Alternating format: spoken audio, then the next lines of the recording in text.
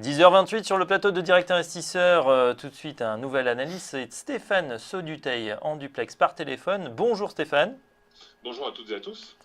Ce matin, on va parler évidemment de notre CAC 40 qui n'en finit plus de monter, quoique la hausse est en train de décélérer, on va dire, même si c'est très spectaculaire. On gagne pratiquement 18% en 3 mois. Oui, c'est vrai, score impressionnant pour cette fin de premier trimestre. On aura quand même du mal, bien entendu, à poursuivre sur ce rythme-là. Ce qu'il faut voir, c'est qu'on n'a pas encore vraiment de signe de faiblesse.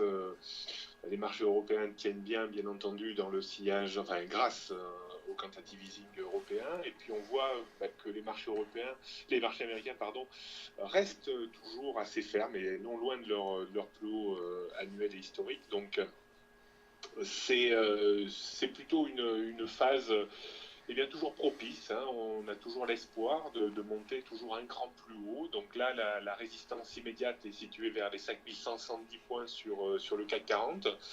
Si on réussit à s'affranchir de ce niveau, on peut monter encore une cinquantaine de points, voire une centaine de points plus haut, c'est-à-dire tester les 5150, voire aller tester les 5200, pourquoi pas 250, qui correspondrait à une oblique baissière sur le CAC 40 qui passe par les anciens points hauts de ces 10 dernières années. Donc on reste quand même assez vigilant parce qu'on peut s'attendre quand même au cours de ce prochain trimestre à une petite correction. Alors au mieux, on aura une consolidation à plat, peut-être dans une zone de 200-250 points, disons entre 4008 et 5000. Mais pour l'instant, le CAC tient parfaitement bien, donc la hausse reste toujours à privilégier et à chaque correction technique sur des niveaux d'appui reste toujours une occasion d'achat. Ce matin, je conseillais de revenir vers juste en dessous des 5060, 5050. On n'a pas eu l'occasion de redescendre aussi profondément, donc là on revient presque à proximité des 5100. Donc je pense qu'il ne faut pas non plus courir trop rapidement après l'indice dès qu'il repart de l'avant. Donc être patient, quitte à louper certains mouvements. Alors je conseillais aussi de vendre éventuellement une extension haussière dans la zone 5130-5140 pour viser de nouveau un retour à proximité des 5100 points qui servirait normalement de support. Donc voilà, il faut être assez patient et pas non plus être trop cupide parce que c'est vrai que c'est la tentation d'acheter toujours plus haut parce qu'on pense que ça montera encore plus haut. Oui, alors on a vu quand même des investisseurs qui sont à l'affût de la moindre baisse. On se souvient de la baisse de mercredi dernier, moins 1,30, suivie d'une seconde baisse jeudi. Et comme d'habitude depuis 3 mois, on n'a pas eu de troisième séance de baisse. La baisse de 3 jours consécutifs n'existe plus. On voit que les investisseurs sont à l'affût. Est-ce que ce point bas des 4930 est selon vous une cible de rachat si ça venait à tanguer de nouveau? C'est vrai que c'est un point important. Si on devait le casser dans le prochain trimestre, effectivement, on pourrait glisser peut-être un petit peu plus bas, vers les 4900, voire 4800, qui sera, à mon sens, un gros niveau de support sur lequel on pourrait trouver de nouveau des grosses vagues d'achat. Donc, est-ce qu'on aura la capacité à descendre aussi bas? Quand on regarde les épisodes correctifs précédents, on peut en douter, mais attention, on n'est pas à l'abri quand même d'avoir à un moment ou un autre un petit coup de ce monstre qui surprenne tout le monde. Parce que, bien entendu, le consensus reste toujours très haussier, à raison jusqu'à présent.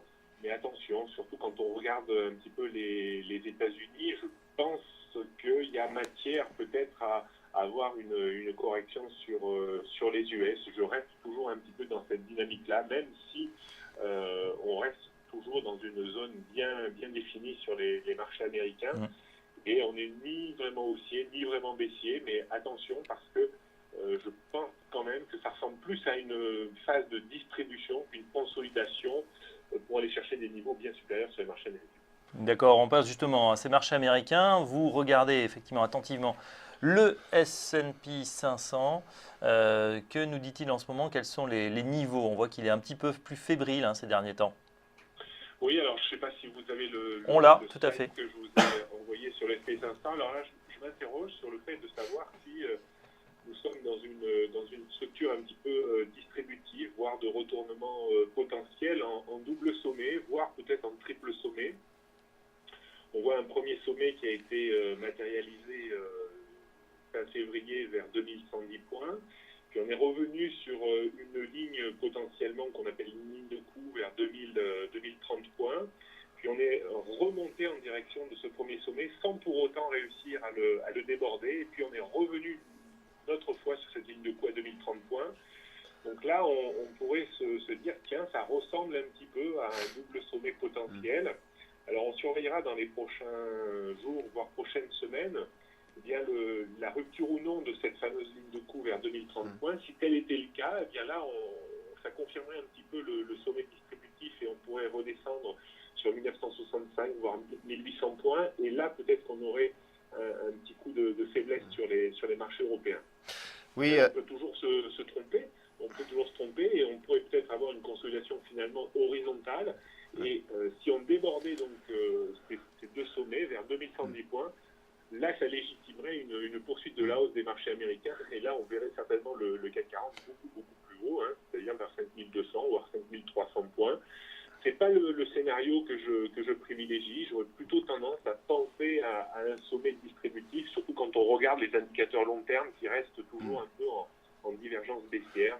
Donc méfiance quand même, même si c'est long, lancinant, mais c'est caractéristique hein, des fins de cycle comme ça haussier où on n'arrive plus à mettre en place des nouveaux points hauts, mais on met beaucoup de temps pour baisser également. alors justement, Stéphane, c'est ce que j'allais vous dire, c'est que la configuration graphique actuelle est donc une consolidation latérale, hein, c'est une sorte de range où on évolue finalement dans des bornes comprises entre 2110 et 2030. Il se pourrait toutefois que, comme vous l'avez dit là à l'instant, on pourrait dépasser donc vers le haut hein, ces bornes et que la tendance haussière reprenne si on cassait justement ces 2110 points. Ça reste toujours possible, bien entendu. C'est pour ça que je parle de double sommet potentiel. Hein. Tant qu'on n'a pas cassé 2030 points, tout reste envisageable. Mais vous avez plutôt une vision distributive. Oui. Ouais, voilà. Et donc on casserait plutôt les 2030 pour viser quel niveau donc? C'est plutôt mon sentiment pour viser 1965. D'accord. Voire 1800 points un petit peu plus tard. Pourquoi parce que bien sûr on n'est plus en régime d'injection de liquidité aux États-Unis, donc bon déjà ça, c'est un facteur de moindre soutien. Et puis pourquoi en fait on dérive un petit peu comme ça? Parce que Janet Yellen ne sait pas, ou n'a pas encore donné le timing de remonter les taux. Et là, elle est très frileuse quant à ça parce que, comme je vous le disais, je pense qu'elle ne veut pas être accusée durant son mandat d'avoir fait baisser Wall Street. Mais il y a bien un moment où il faudra qu'elle prenne une décision, surtout si les données économiques continuent à s'améliorer. Et c'est là où il y a vraiment danger. Alors effectivement, si elle ne monte pas les taux, et si à contrario la situation économique se dégrade et qu'on doit assister de nouveau à un quantitative easing aux États-Unis en fin d'année, voire en début d'année prochaine, là effectivement on poursuivra à la hausse. Donc l'enjeu est de savoir effectivement si elle va vraiment remonter les taux et dans quel timing. Mais ça, dès qu'elle va l'annoncer, moi je pense que Wall Street sera beaucoup moins ferme qu'il ne l'a été. Très bien. Merci Stéphane Saudutet. Je rappelle que vous êtes responsable des sites techniquebourse et robo.fr. On se retrouve très prochainement sur Direct Investisseur. Tout de suite, on va avoir au téléphone Benoît Rousseau pour parler du CAC et du DAX. À tout de suite.